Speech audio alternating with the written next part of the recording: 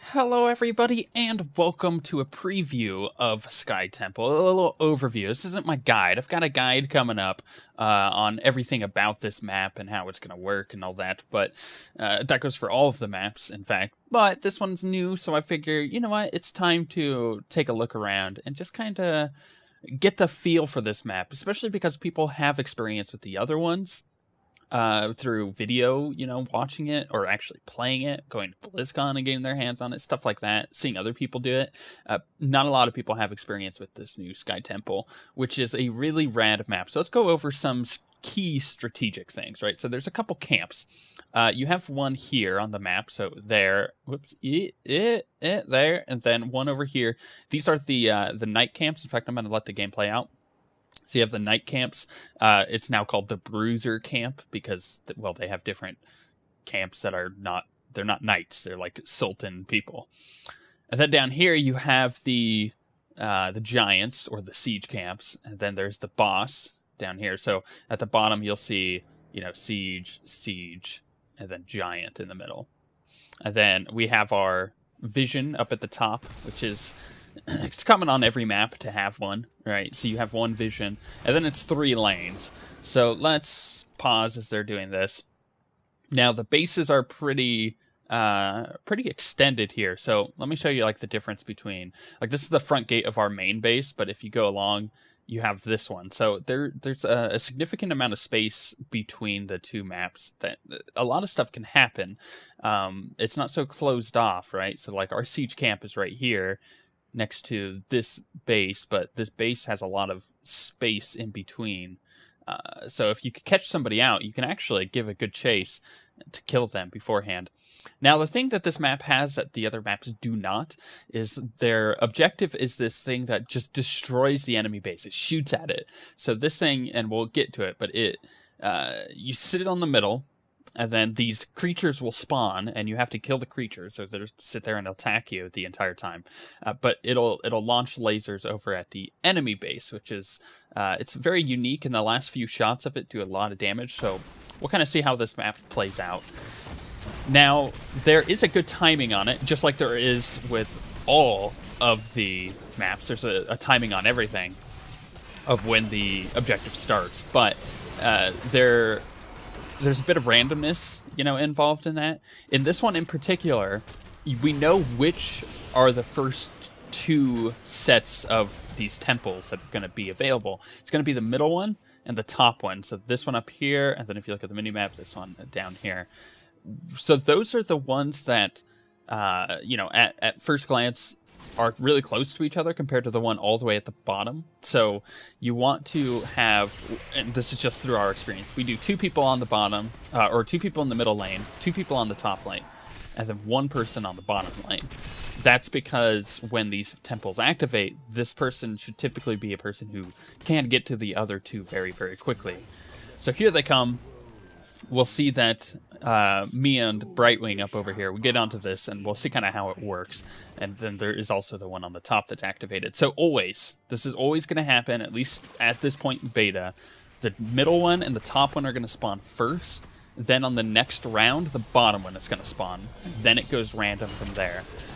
So you see the big boss, he spawns.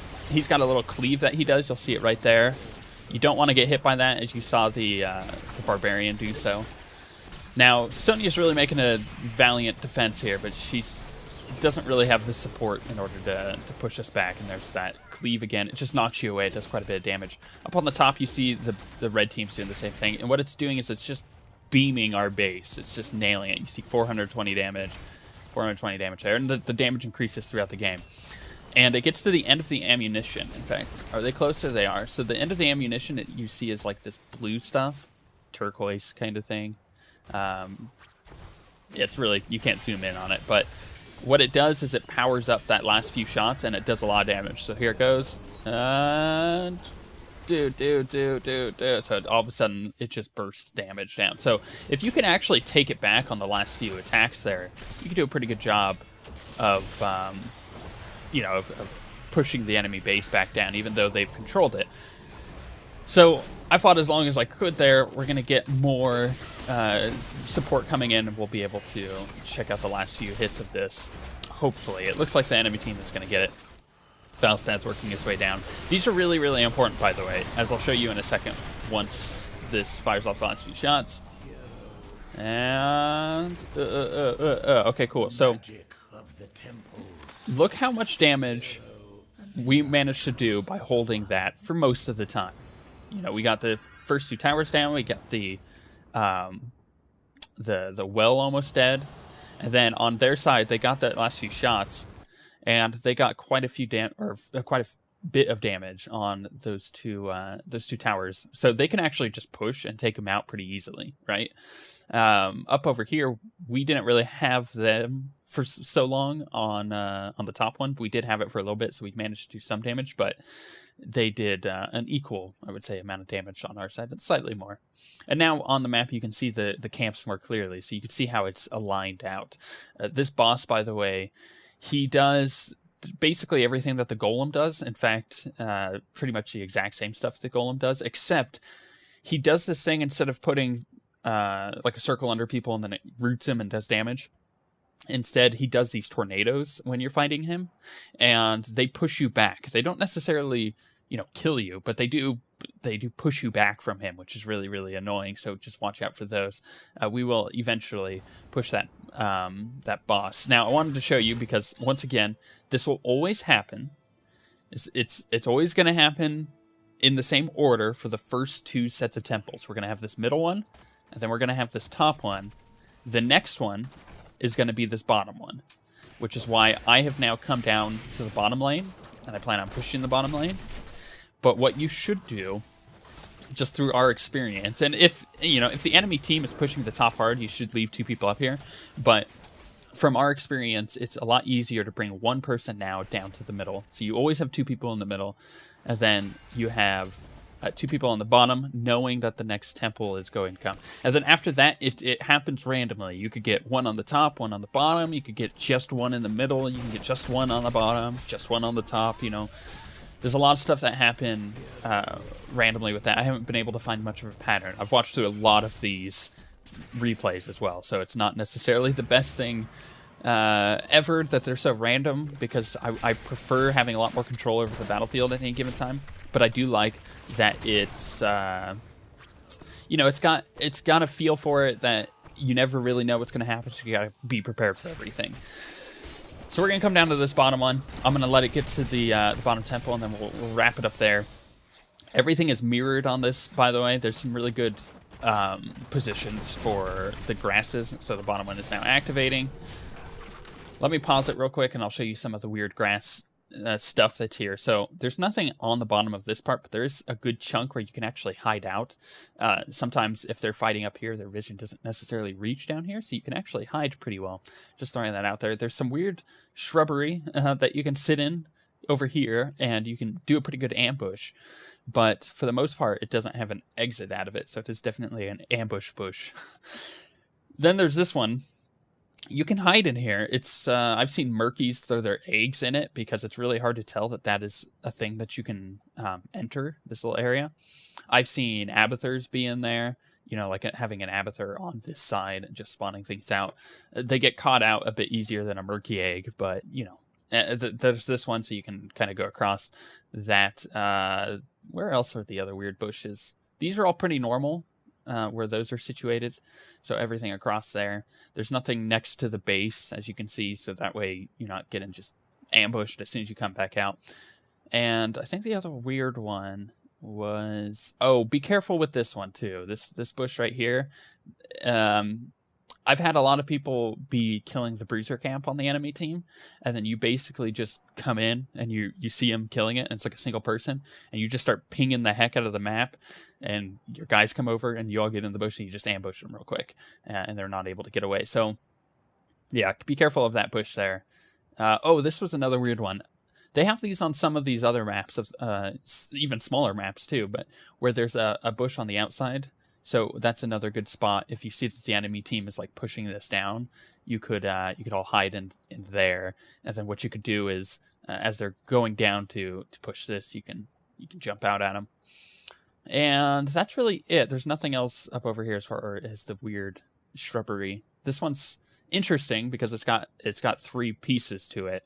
But you could do a lot of juking through these. So you can you could be running this way and they could be following you. So like you're here, right? They're over here.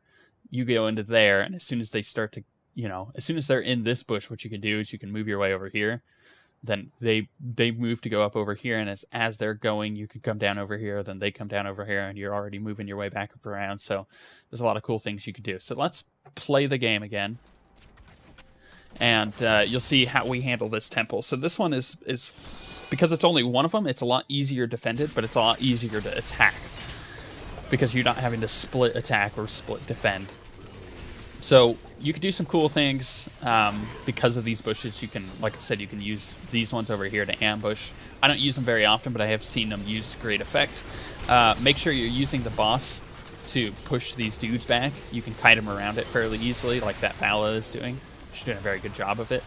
And what it's doing is it's just pushing down the map. So all in all, this is the objective that you want to watch out for. Once these temples are down, you want to go do the camps, the siege camp, and the bruiser camp if you haven't.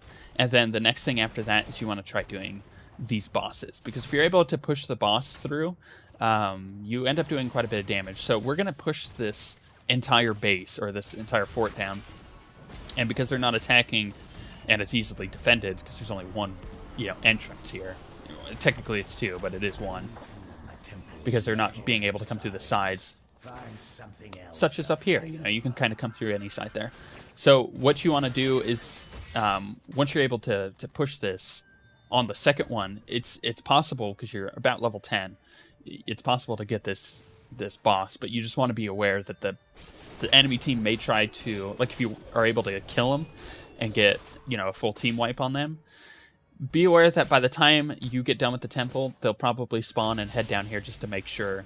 But if that's the case, like it was for us, go get the other camps. Even go get their camps while they're unaware. Take any advantage you have. That's my advice.